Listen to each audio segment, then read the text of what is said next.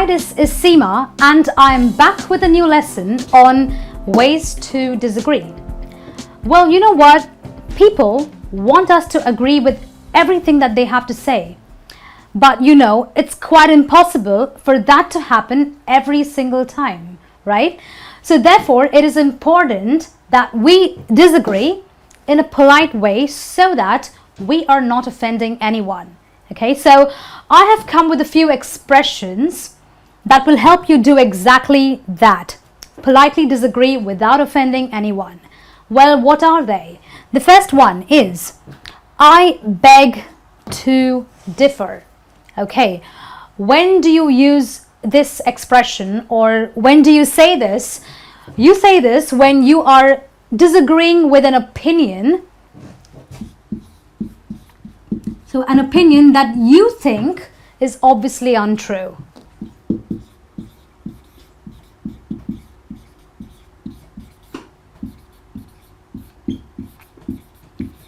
Or an opinion that you completely disagree with. You know, you don't think it is true, it has no base at all. So for example, someone tells you, we can't live without smartphones. Well, that is something that you think is an untrue opinion. You have a different opinion altogether. So you will say something like, I beg to differ. 10 years ago, we had regular phones and we were doing just fine.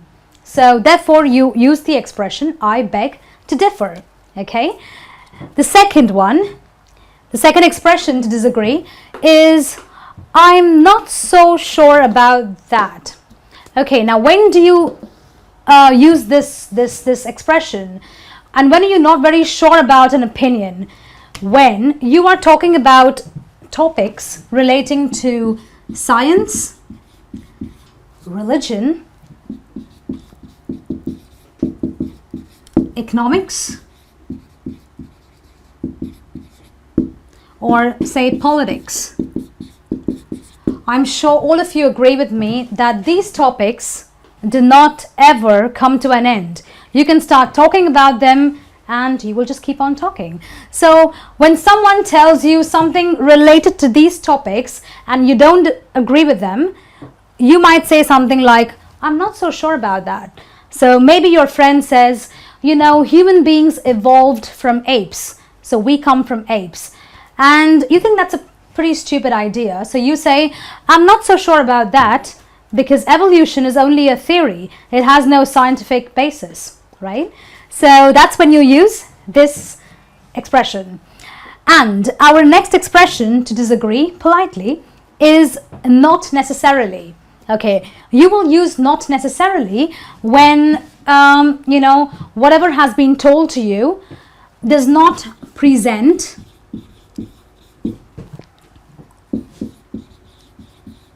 the entire picture. There are some really silly people. When they talk about things, they don't talk about things in the entire context.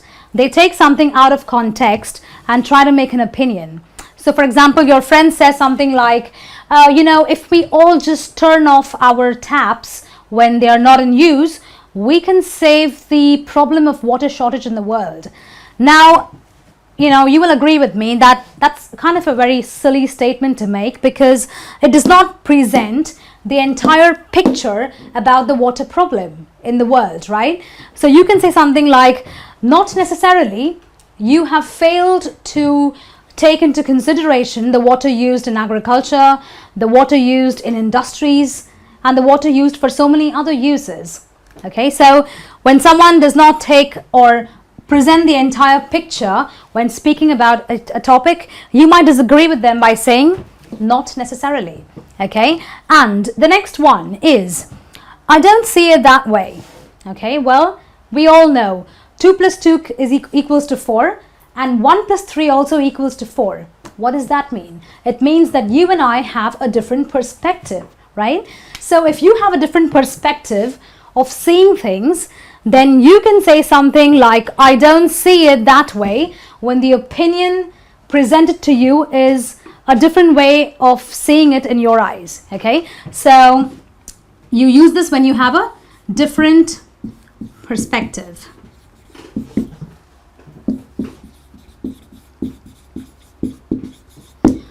So maybe your friend says corporal punishment should be banned. Well, what is corporal punishment? It means you hit children, and you discipline them by hitting children, sometimes. So according to your friend, corporal punishment should be banned. But according to you, you don't quite see it that way. You can say, I don't see it that way. Children should be punished sometimes, because otherwise they will never learn to obey. That's your opinion. But you disagree with the way someone else looks at it. And therefore you disagree by saying, I don't see it that way. Okay? And the next way of disagreeing is when you say, I'm afraid I disagree. Well, this is a very point blank way of saying, or a very polite way of disagreeing with a simple fact.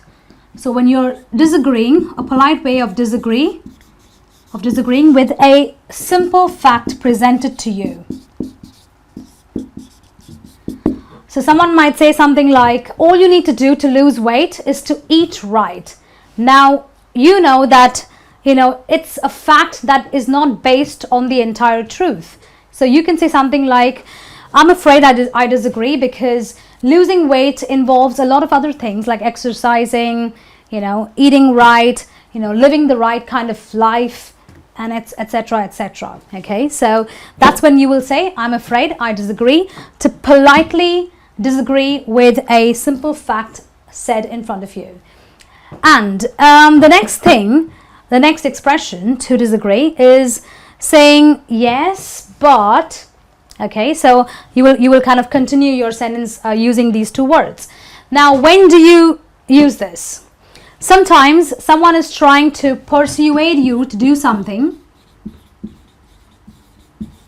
You are being persuaded to do something, but you are not convinced.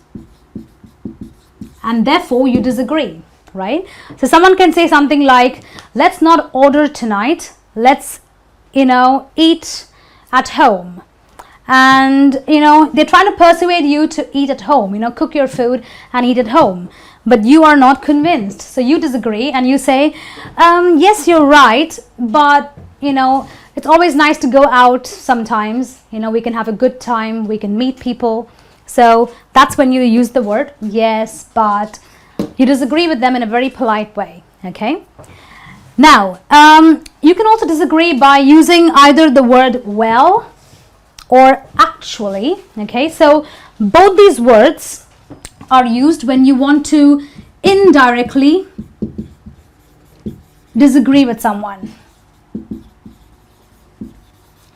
So this is an indirect way of disagreeing with someone. How do you do that? So for example, someone can say something like, John is the best player of the year 2015. You disagree, but you don't want to say that's not right, or I disagree. You want to say, well, actually, I think Adrian is much better than John.